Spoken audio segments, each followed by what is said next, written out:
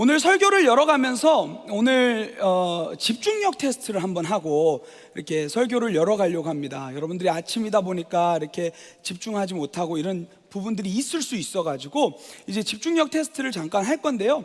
제가 이따가 이제 말씀을 드리면 한 10초 정도의 이 영상이 하나 나갈 겁니다. 근데 그 영상에 보면 두 부류의 사람들이 나옵니다. 한 부류는 검은 옷을 입고 있는 사람들이고요, 한 부류는 흰색 옷을 입고 있는 사람들입니다. 근데 여러분들이 주목해야 될 사람들은 흰색 옷을 입고 있는 사람인데, 그분들이 농구공을 이렇게 서로 패스할 거예요. 그 농구공을 몇 번 패스할까, 이것을 세는 실험입니다. 뭐 아침부터 저런 걸 하나 이런 생각 하시는데 일단 해보세요. 그리고 여러분 이걸 마치시는 분에게는 옆에 계신 분이 오늘 블레싱 카페에서 맛있는 걸 사주실 것입니다. 우리 옆에 있는 분하고 한번 인사하겠습니다. 그리스도인들은 거짓말하지 않아요. 네. 여러분 맞추면 진짜 사주셔야 됩니다. 네. 여러분 정신 딱 이렇게 잡으시고 영상 딱 보여드릴 때 흰색 옷을 입은 사람이 과연 몇 번 패스를 하는지 그걸 좀 주목하셨으면 좋겠습니다. 영상 한번 보도록 하겠습니다.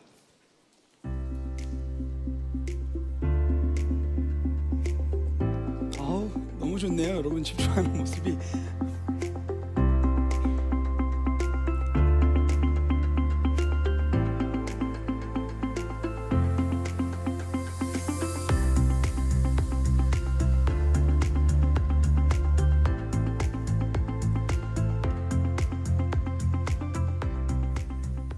자, 끝났습니다.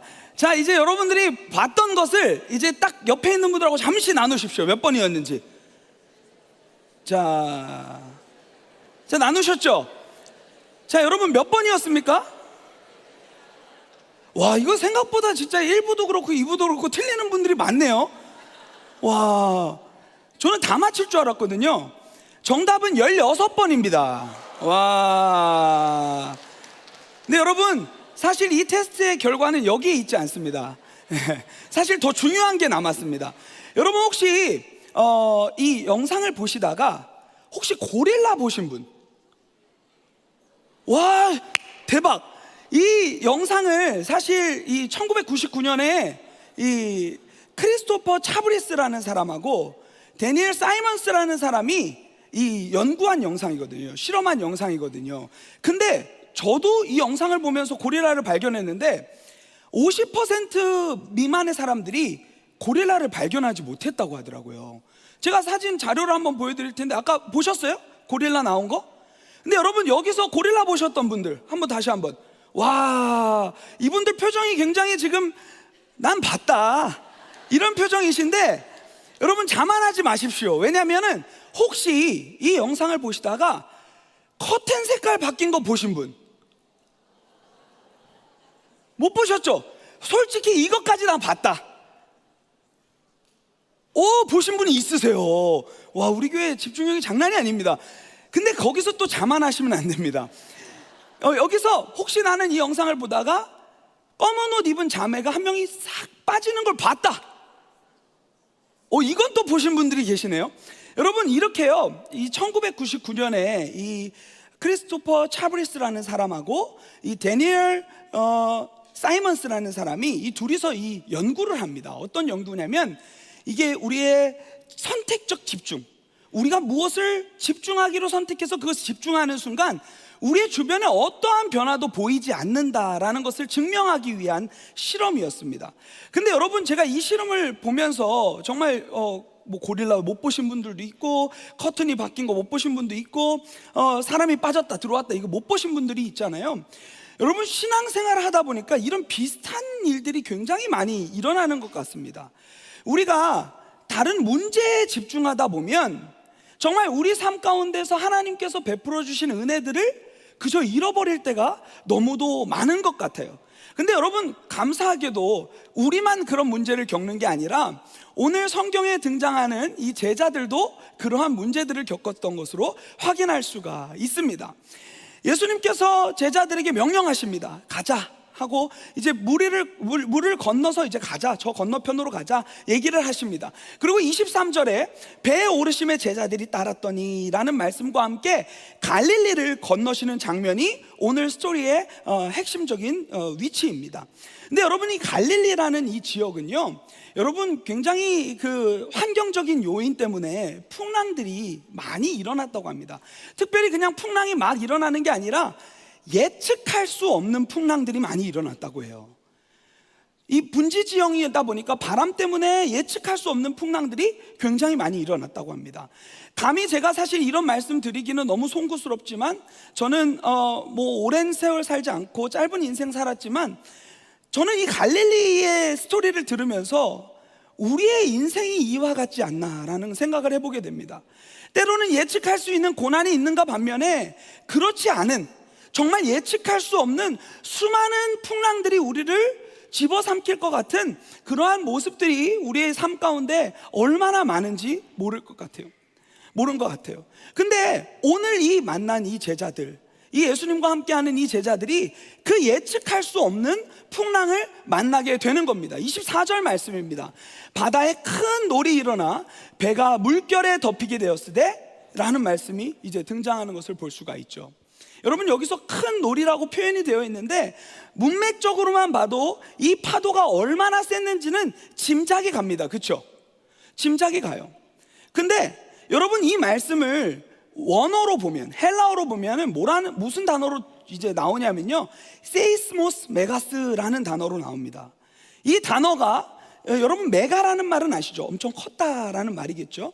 세이스모스 메가스, 이 단어가 합쳐지면 어떤 단어가 되냐면 지진이라는 단어가 됩니다. 여러분, 이 제자들이 만난 이 풍랑은요, 그냥 우리가 생각하는 차원의 풍랑이 아니라 지진과 같은 엄청난 풍랑이었다는 것을 얘기해 주는 거죠. 여러분, 이 지진이라는 단어, 이 세이스모스 메가스라는 단어는요, 이 마태복음 27장의 54절에 나옵니다. 뭐라고 나오냐면, 백부장과 예수님께서 십자가에 못 박혀 죽으신 그때의 일입니다. 백부장과 및 함께 예수를 지키던 자들이 지진과 그 일어난 일들을 보고 심히 두려워하여 이르되 이는 진실로 하나님의 아들이었도다. 신적 권세를 드러내는 그러한 현상이었다고 보시면 되겠습니다. 여러분, 이뿐만이 아닙니다. 예수님께서 제자들에게 이 종말의 때에 어떤 일들이 일어날 것인가에 대한 얘기를 할 때 이 세이스모스 메가스, 지진이 일어날 것이다 라는 것이 예수님께서 하신 말씀이었습니다. 엄청난 일이었다는 거죠. 제가 서울에서 이제 사역을 할 때였습니다. 삼일교회라는 교회에서 이제 사역을 감당했었는데, 그때 저는 이제 유스 사역을 했었습니다. 청소년 사역을 했었어요. 그러니까 청소년들을 사역하다 보면 이 친구들이 이제 자라서 이제 다른 지역으로 학교를 이렇게 가게 되는 거죠. 하루는 어떤 한 친구가 저한테 찾아온 거예요.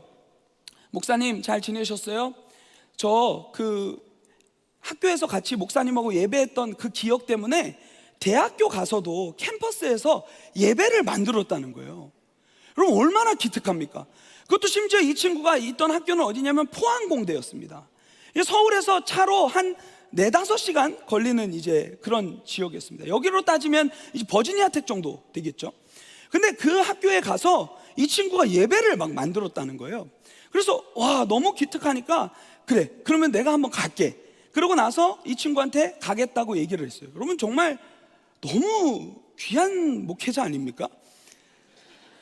신방을 5시간, 그 친구 한번 보려고 5시간을 달려가지고 새벽 예배 마치고 나서 바로 쏴가지고 너무 죄송합니다, 쐈다 이런 표현 달려가가지고 그 친구를 이제 만났어요. 갔더니 이제 새벽에 출발했는데 점심이 됐더라고요. 그래서 같이 아이들하고 예배를 드리고 이 친구들하고 이제 예배 마치고 이제 뭘 먹여야 그래도 마음이 열리니까 이제 먹으러 가자. 그랬더니 이 친구들의 표정에 주님의 임재가 가득했어요. 너무 행복해 보이고 맞다고, 먹어야 된다고 이러면서 저한테 가자고 하는 거예요.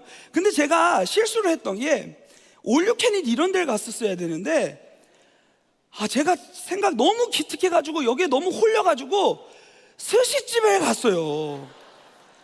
올유캐닛도 아니고. 그래가지고 너무 기특하니까 애들까지 다 모아가지고 그냥 스시집에 간 거예요. 그래서 야, 너희들 먹고 싶은 거 다 먹어. 야, 너네들이 이렇게 흩어져서 예배자로 사는 모습이 얼마나 좋은지 몰라.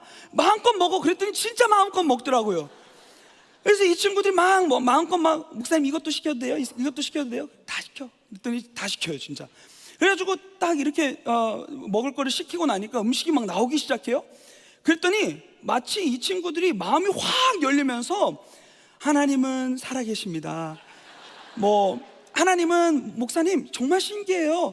하나님은 이 포항 땅에도 여전히 계셨더라고요. 이러면서 자기가 포항공대지만 과학이 막 지배하는 이 학교에도 하나님은 여전히 살아계세요. 이러면서, 그리고 목사님은 한국교회를 위해서 하나님 크게 쓰실 거예요.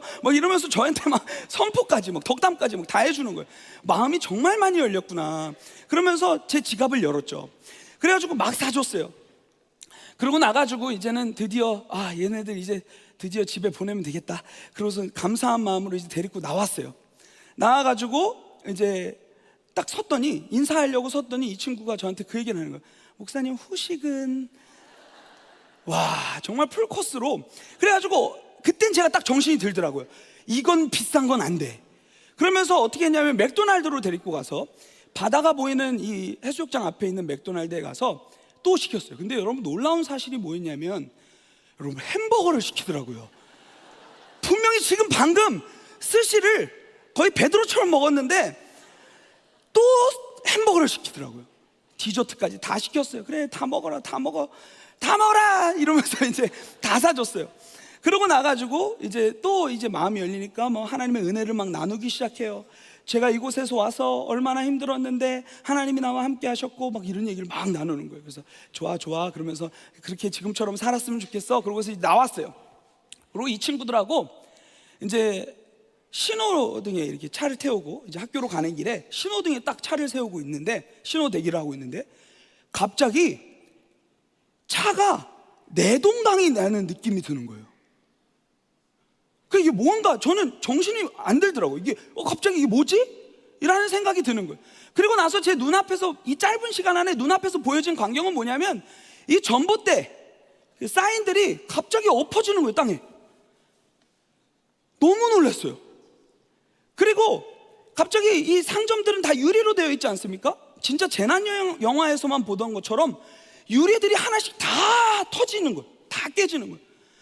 그래서 저는 이제 그때 처음으로 이제 지진을 경험한 거예요. 그때가 언제였냐면 2017년 11월 15일입니다. 그때가 한국에서 이 포항이라는 이 지역에 5.5 강도의 지진이 이제 일어났었어요. 근데 여러분, 제가 하필이면 서울에 살던 제가 하필이면 신방을 갔는데 그날 간 거예요. 아마도 이 말씀을 하나님께서 저에게 주시려고 그걸 경험시켜 주지 않았을까라는 생각을 해보게 됩니다. 근데 여러분, 제가 진짜 무서웠던 건 뭔지 아십니까? 지진 진짜 무서웠어요. 제가 그래도 나름대로 목사인데 거기서 우리 아이들에게 평안을 선포하고 잠잠하라 이런 거 해야 되는데 너무 무서운 거예요. 근데 저도 이제 시선이 막 도둑 맞아 버리니까 너무 무서운 거예요. 근데 더 무서웠던 건 뭔지 아십니까? 제 뒤에 탄 아이들이었어요. 분명히 방금 전까지만 해도 하나님은 포항 땅에도 살아계세요, 하나님은 여전히 제 삶 가운데 함께 하십니다, 이런 은혜를 나누던 아이들이 지진을 마주하자마자 갑자기 입에서 욕을 하기 시작하는데, 그래도 목사인데 앞에 목사가 운전해주고 있는데 시선을 도둑 맞아 버리니까 막 욕을 하기 시작하는 거예요. 여러분, 이게 우리의 모습 아니에요? 우리가 삶을 살아가면서 늘 시선에 도둑을 맞고 살아가는 모습들이 너무도 많아요. 문제한테. 정말 우리가 그런 상황 가운데서도 늘 함께 계시는 주님을 주목하며 나아가야 되는데 여전히 문제만을 주목하는 모습이 우리의 모습 가운데 얼마나 많은지를 조명하게 되는 거예요. 여러분, 근데 이 지진이요, 정말 이 말씀 가운데 보면 우리는 땅에서 지진을 느껴도 이렇게 무서운데, 제자들 한번 생각해 보시기 바랍니다. 제자들은요, 배에서, 그 당시에 배가 좋았겠어요? 근데 정말 무너져가는 그 배 위에서 지진을 느끼고 있는 것입니다. 그렇다면 이 상황은 우리가 생각할 수 있는 고난의 문제를 넘어선 고난의 문제라고 여겨도 무방하다고 생각합니다. 근데 여러분, 엎친 데 덮친 격으로 설상가상으로 이런 상황 가운데서 또 이런 일들이 일어납니다. 24절의 뒷부분에 이렇게 나와 있습니다. 예수께서는 주무시는지라. 와, 여러분 대박이에요. 이 상황에 우리 주님 주무세요. 근데 여러분, 이 말씀을 읽는데 저희의 삶이 조명되는 것 같아요. 나는 정말 이 고난의 문제 때문에 내가 죽을 것 같고, 내가 집어삼켜질 것 같고, 그런데 아무리 기도해도 주님은 침묵하시는 것과 같고, 주님은 내 안에 없는 것과 같은 그러한 느낌을 받을 때가 있습니까? 없습니까? 있죠. 있죠. 이러한 상황 가운데서 나 혼자 남은 존재로 그저 이것을 어떻게 이겨내야 될까 씨름하며 나아가는 게 우리의 모습이 아닐까 생각해 보게 됩니다. 얼마나 두려웠겠어요. 자신들은 할 수 있는 게 없고, 아무리 어부 출신이어도 자신들이 할 수 있는 영역이 아니었던 거예요. 그러니까 이 제자들이 25절에 이렇게 나옵니다. 그 제자들이 나와 깨우며 이르되 주여 구원하소서, 우리가 죽겠나이다. 주님 좀 일어나 봐요. 주님 좀 일어나 봐요. 지금 잠이 와요? 풍랑 소리 안 들리세요? 파도 소리 안 들리세요? 우리가 소리 지르는 거 못 들으셨어요? 지금 이런 상황에서 잠이 오세요?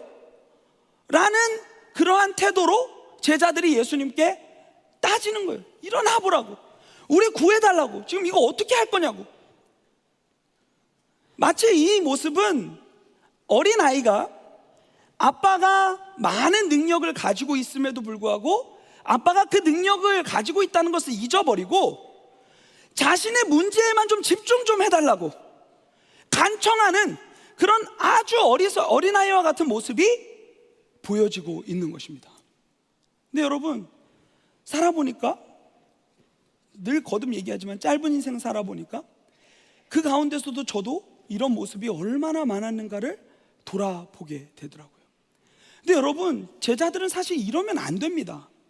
왜냐면요, 이 말씀에 바로 우리가 오늘 23절부터 27절까지의 말씀을 읽었지만 사실 이 이야기의 앞에 18절부터 이야기를 같이 읽어야 됩니다.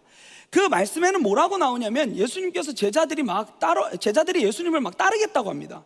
그러니까 예수님께서 뭐라고 얘기하시냐면 여우도 굴이 있고, 8장 20절입니다. 여우도 굴이 있고 공중에 나는 새도 거처가 있는데 나 인자는 머리 둘 곳이 없다. 이 말은 뭡니까? 제자의 길이 쉽지 않다. 너네들이 예수님 따라오면 문제가 안 생길 것 같지, 풍랑 안 만날 것 같지. 그게 아니야. 문제를 안 만나는 게 아니고 내가 함께하는 것이 이 제자의 길의 핵심이야 라는 것을 얘기해 주는 거예요. 여우도 굴이 있고 공중에 나는 새도 거처가 있는데 나는 머리 둘 곳이 없어. 너희들이 생각하는 제자의 길과 내가 너희들에게 보여줄 제자의 길은 달라 라는 것을 계속해서 얘기해 주는 거예요. 근데 여러분, 이것을 이 일이 일어나기 전에 했습니다. 그것도 바로 전에 했어요. 근데 제자들이 어떻게 합니까? 따르겠다 그래요.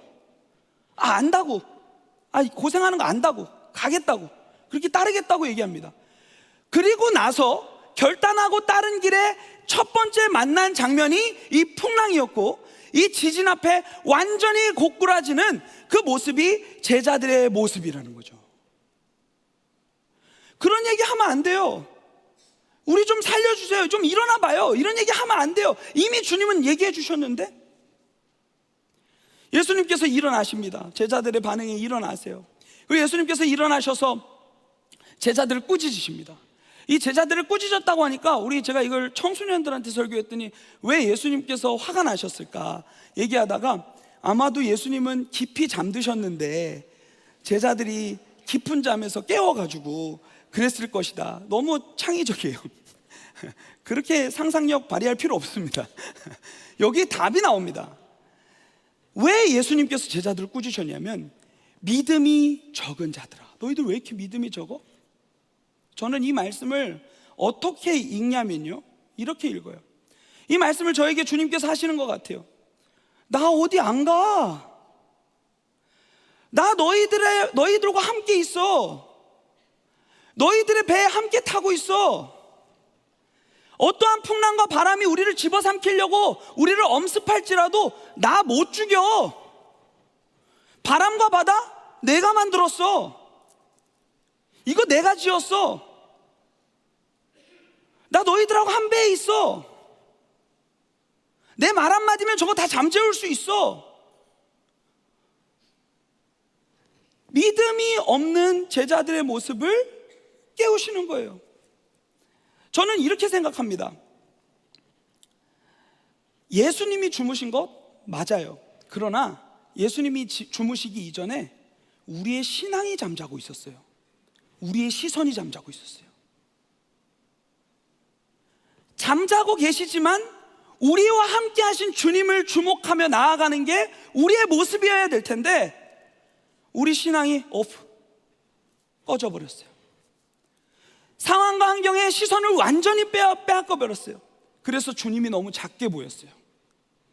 크신 문제 앞에 엎드려지고 주님을 너무 작게 보는 모습이 우리의 삶 가운데 얼마나 많은지 이 말씀을 통하여서 조명하는 거예요.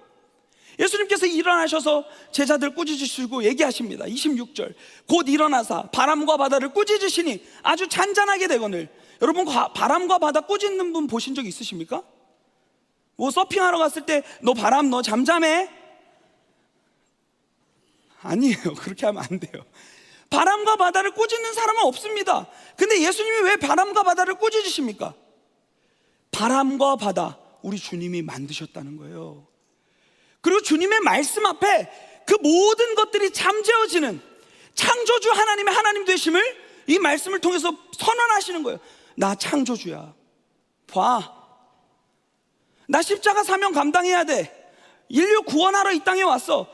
그것을 이루기까지 어떠한 것도 날 죽일 수 없어 라는 그 주님의 명령. 제가 어렸을 때 주일학교 때 많이 불렀던 찬양이 기억나요. 바람 불어도 괜찮아요, 괜찮아요, 괜찮아요. 파도 일어도 괜찮아요. 나는 괜찮아요. 여러분, 괜찮다고 몇 번 얘기했습니까? 괜찮다는 말이 몇 번 등장해요. 엄청 많이 얘기했어요. 근데 풍랑을 만나면 안 괜찮아요. 그것도 풍랑을 넘어서 지진과 같은 이런 문제를 만나면 안 괜찮아요. 이게 우리의 모습이라는 거예요. 문제를 주목해요. 하나님 작게 봐요. 아니, 하나님은 마치 아까 그 실험으로 보여줬던 것처럼 그냥 스쳐 지나가는 한 인물, 아니 그것도 보지 못하는 그러한 모습. 여러분, 그 실험의 결과를 반대로 한번 뒤집어 봅시다. 우리가 어떤 문제를 주목하다 보니까 주변 것들이 안 보인다고 했잖아요. 반대로 뒤집어 봤으면 좋겠어요. 우리의 모든 구원자 되시는 주님, 우리 창조주 되시는 주님을 완전히 주목하고 간다면, 여러분, 주변에서 무슨 변화가 있건 무슨 일이 일어나건 우리는 거기에 일희일비하지 않아요. 우리 시선이 도둑 맞은 거예요. 여러분, 이런 상황 가운데서 이 후렴구가 저에게 소망을 줍니다. 바람을 만드신 하나님, 파도를 만드신 하나님, 주님 내 안에 계시니까 나는 괜찮아요. 여러분, 우리가 괜찮은 이유는 그 풍랑과 파도를 내가 헤치고 나갈 수 있어서가 아니라 바람을 만드시고 파도를 만드신 그 주님이 우리와 함께하고 계시기 때문입니다. 제가 20살 때 일입니다. 여러분, 제가 20살 때 아버지가 돌아가셨어요. 대학교 1학년이 됐을 때 이제 그 겨울에 아버지가 돌아가셨습니다. 그때 생각을 해보면 정말 너무 힘들었던 것 같아요. 그래서 아버지가 돌아가시고 나서 혼자서 이제 우리 가족들은 이제 어머니와 누나 둘밖에 안 남은 거예요. 그래서 여자들한테 내가 짐이 되면 안 되겠다 생각을 가지고 20살 때 집을 나왔습니다. 아예. 여러분들은 다른 땅으로 이제 이민을 하시지만 저는 서울로 이민을 했어요. 그래가지고 서울로 이민을 해가지고 거기서 혼자 일도 하고 사역도 하고 그리고 공부도 했어요. 그러면서 살았어요. 제가 얼굴이 이렇게 노안인 이유는 그때 너무 고생을 했나 봐요. 세월을 얼굴로만 많이 맞아가지고 얼굴이 이렇게 됐어요. 원래 이 나이 때 이런 얼굴 되면 안 됩니다. 여러분들이 지금 생각하는, 도대체 몇 살이야? 생각하는 그 나이보다 어려요. 네, 그렇게 생각하시면 좋아요. 저는 굉장히 그때 고생을 많이 했었어요. 그때 고생을 많이 하는데 그래도 아버지의 부재 가운데서도 정말 열심히 살면서, 심지어는 가족들의 용돈까지도 제가 돈 벌어서 용돈까지도 보내가면서 이렇게 열심히 살았어요. 그러다가 저에게 있어서 정말 이 지진과 같은 파도를 한번 이제 경험하게 됩니다. 그때가 언제였냐면, 대학교를 이제 졸업을 앞두고 이제 대학원을 합격한 거예요. 그래가지고 제가 이제 대학원을 진학하게 되는데, 합격자 발표가 나온 그날에 다음 주까지 돈을 입금을 안 하면 합격이 취소된다는 거예요. 너무 서운했어요. 근데 그 당시에 학자금도 시즌이 아니고, 그래가지고 이거 어떡하지? 그러면서 막 마음 졸이고 있었어요. 근데 이 문제를 우리 집 여성들에게 말할 수는 없어요. 이 말하는 순간 또 그분들도 고민에 사로잡혀서 일상을 살지 못해요. 그래서 이건 내가 해야 될 문제다 하면서 이제 기도하면서 풀어가기 시작했어요. 근데 그때 제가 정말 힘들었던 것은 뭐냐면, 돈이 있는 게 정말 부러운 게 아니라 이 문제를 나눌 존재가 있다는 게 부럽더라고요. 그게 저한테 너무 힘들었었어요. 돈이 있고 없고, 돈이 없으면 그거 문제를 가지고 나눌 수 있는 누군가가 있다는 게 얼마나 이게 은혜인가. 아버지가 살아계실 때는 몰랐어요. 굉장히 1차원적이었어요. 나의 행복의 기준은 돈, 어떠한 것들이 가져지면 행복할 거라고 생각을 했는데, 막상 아버지가 부재하시고 나니까 그 존재의 부재가 저를 되게 힘들게 만들더라고요. 제가 맨날 아침마다 기도 골방에 가서, 수업도 안 가고 기도만 했어요. 기도 골방에 가서 따졌어요. 주님, 왜 나는 아빠 없어요? 왜 나한테 하필이면 그런 시련이 다가와요? 그래가지고 왜 이런 고난의 문제 나 혼자 통과해야 돼요? 왜 난 외로워야 돼요? 하나님이 나 이 사역자의 길로 보내셨으면 알아서 책임지셔야 되는 거 아니에요? 그래서 막 따지기 시작했어요. 문제에 완전히 시선을 도중 맞았어요. 근데 그때 주님께서 제 마음 가운데 풀어주신 말씀이 있어요. 마태복음 5장부터 7장까지의 말씀이에요. 그때 그 말씀을 읽는데 주님께서 이 얘기를 하시는 거예요. 자녀가 떡을 달라고 하는데 돌을 줄 아비가 어디 있겠으며, 자녀가 생선을 달라 하는데 뱀을 줄 아비가 어디 있겠느냐. 하물며 하늘에 계신 너희 아버지가 너희에게 가장 필요하고 좋은 거 베푸시는 선하신 주님인 거 너 모르니? 주님께서 얘기하시는 거예요. 그때 그 말씀을 막 봤는데 제 안에서 터지는 마음, 나 아빠 있었구나. 내가 잠자고 있었구나. 영적으로 잠자고 있어서 내 안에 함께하고 계시는 주님을 보지 못했구나. 회개했어요. 그대로 주님께서 그 놀라우신 은혜 가운데 저의 삶을 인도해 가셔서 지금 제가 이 자리 가운데 있는 거예요. 그때 시선을 완전히 빼앗겼더라면 저는 이 자리에 없을 수 있을 것 같아요. 근데 그때 하나님이 얘기하시는 거예요. 야, 너는 잠자고 있었지, 영적으로. 그러나 나는 여전히 너 안에서 너와 함께하고 있고, 이 모든 고난의 터널을 함께 지나면서 너에게 보여주고 싶은 게 있어 라는 얘기를 해주시는 거예요. 마지막으로 이 얘기만 하고 마치겠습니다. 저는 사실 이 말씀은 저를 통과한 말씀입니다. 제가 여러분들하고 말씀을 나눈다면 이 말씀 꼭 나누고 싶었어요. 근데 사람들이 저에게 와서 물어봐요. 예수님 믿고 나서 가장 행복한 일이 무엇입니까? 저는 고민도 안 하고 얘기합니다. 복음을 만나고 가장 행복한 일은 예수님이 나와 함께 하신다는 사실을 알게 된 것입니다. 어떠한 풍랑, 어떠한 지진도 저를 집어삼킬 수 없어요. 왜요? 생명의 주관자 되시고 이 세상을 창조하신 그 주님이 나와 함께 하시는데요, 이것만큼 설명이 필요한 게 뭐가 있습니까? 저는 여러분들에게 꼭 선언해 주고 싶어요. 마태가 그걸 얘기해 주고 있어요. 마태복음 1장을 한번 생각해 보세요. 1장 23절, 보라, 처녀가 잉태하여 아들을 낳을 것이니 그의 이름을 임마누엘이라 하라. 이를 번역한 즉 하나님이 우리와 항상 함께 있으리라. 여러분, 근데 진짜 이 마태는 멋있는 게 뭔지 아세요? 마태복음 1장에서 그 함께의 복음을 얘기해 줬어요. 근데 28장으로 맨 마지막 말씀을 가보니까 28장 20절에 이렇게 얘기하고 있습니다.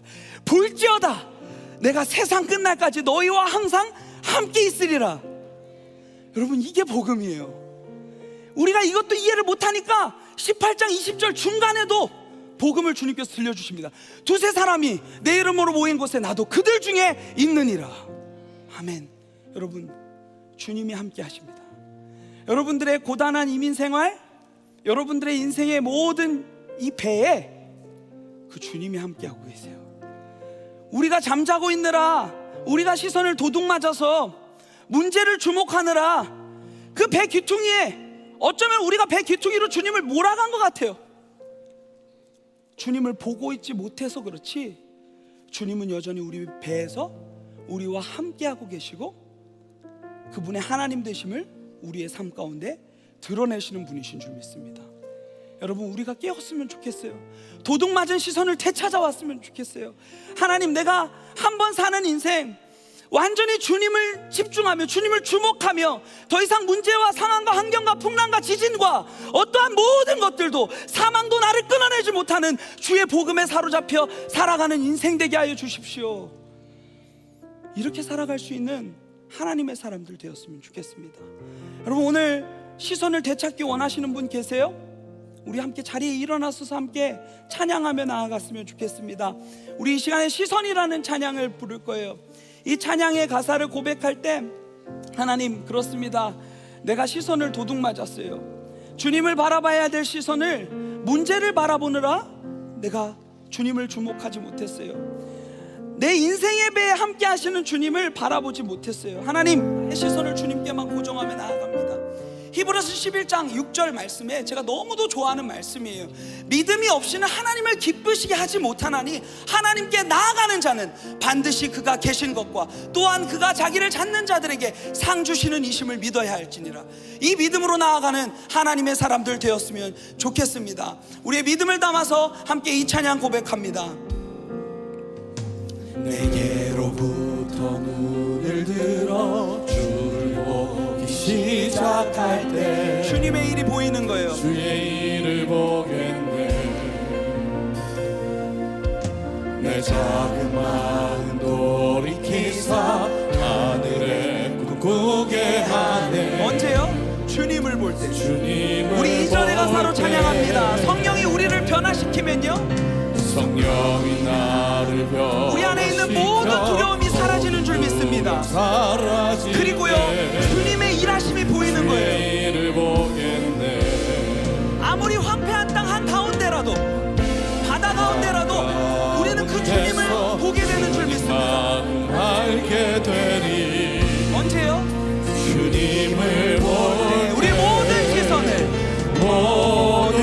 시선을 주님께 드리고 그 살아계신 주님을 느끼기 원합니다.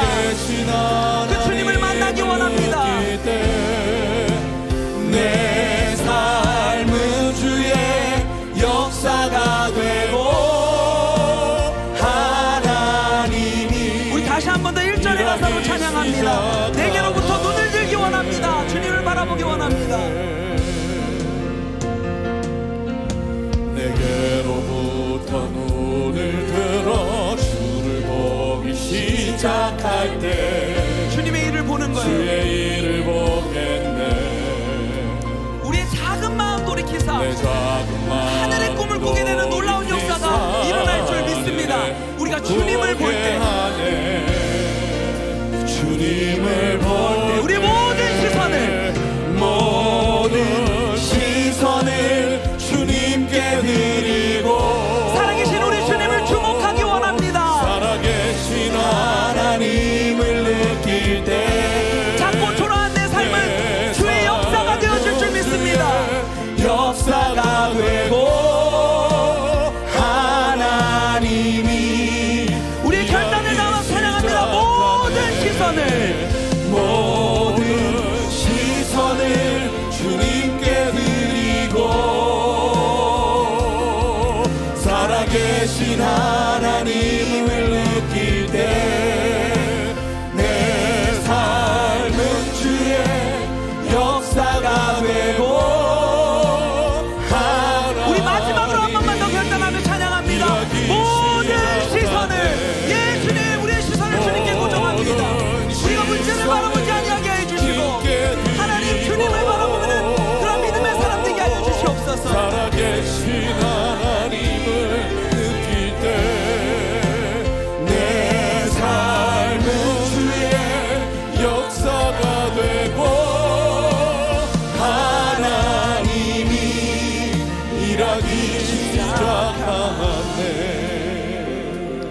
여러분 진정으로 그렇게 살기를 원하십니까? 우리 이 시간에 함께 같이 기도했으면 좋겠어요. 들은 말씀 생각하면서 기도할 때, 하나님, 우리가 믿음이 없습니다. 이 제자들의 모습처럼 하나님, 문제 가운데 시선을 완전히 도둑맞아서 주님을 바라보지 못하고 나아가는 모습이 우리의 모습입니다. 근데 주님께서 얘기하십니다. 나 어디 안 가. 너와 함께 하고 있어. 너 인생의 배에 함께 있어. 나를 밀어내지 마 하는 그 주님의 음성에 하나님 귀 기울이기 원합니다. 믿음의 사람으로 드려지기 원합니다. 믿음이 없이는 하나님을 기쁘시게 할 수 없다고 말씀하셨습니다. 하나님, 믿음 더하여 주십시오.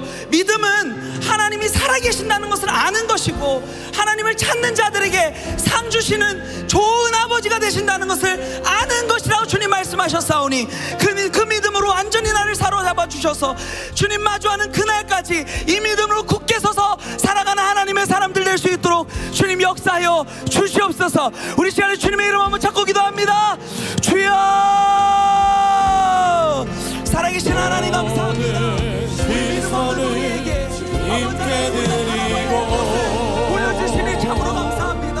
살아계신 하나님 아버지, 주님을 바라보지 못하고 문제에 함몰되어 문제를 소중하게 보고 주님을 찾게 받던 모습이 얼마나 많이 되고 일하기 시작하네. 모든 시선을 주님께 드리고 살아계신 하나님을 느낄 때 내 삶은 주의 역사가 되고 하나님이 일하기 시작하네.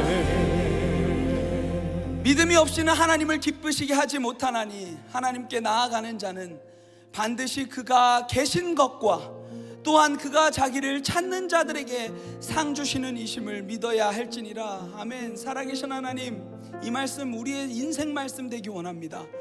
하나님, 어떠한 상황 가운데서도 보이는 문제를 주목하지 아니하게 해주시고, 보이지 않지만 우리 안에 함께 하시는 그 주님을 주목하게 하여 주시옵소서. 하나님, 고난을 주목하느라 시선을 도둑맞아서 하나님, 지금 이 자리에도 여전히 고난의 문제 가운데서 함몰되어 있는 지체들이 있다면 하나님, 찾아가 말씀하여 주십시오. 내가 너와 함께하고 있어. 너의 인생의 배에, 너의 가정의 배에, 너의 직장의 배에, 너의 수많은 배에 나는 한 번도 너를 떠난 적이 없고, 이 모든 세상 만들었고, 이 모든 세상 다스리고 있고, 너의 훗날까지도 모든 영역을 인도해갈 진짜 하나님이야 라는 그 주님의 음성에 귀 기울이며 나아갈 수 있도록 주님 역사하여 주시옵소서. 하나님, 더 이상 빼앗기지 않기 원합니다. 하나님, 너무도 우리 문 밖을 나가는 순간부터 수많은 문제들이, 산적한 문제들이 우리를 집어삼킬지라도 하나님, 우리의 인생의 배에 함께 하시는 그 주님을 주목하며 넉넉히 승리하는 인생 될 수 있도록, 주님 믿음의 사람들 될 수 있도록 우리 모두를 붙잡아 주시고 사로잡아 주시옵소서. 이제는 우리 주 예수 그리스도의 은혜와 우리 아버지 하나님의 극진하신 사랑과 성령님의 교통, 위로, 충만케 하시는 역사가 주님만을 바라보며 인생의 배에 함께하고 계시는 주님을 주목하며 집중하며 나아가기를 결단하는 이 믿음의 사람들 머리머리 위에 우리 KCPC 그리고 열방에 흩어진 주님의 모든 몸된 교회 위에 이제로부터 영원토록 함께 있을지어다. 아멘. 주님.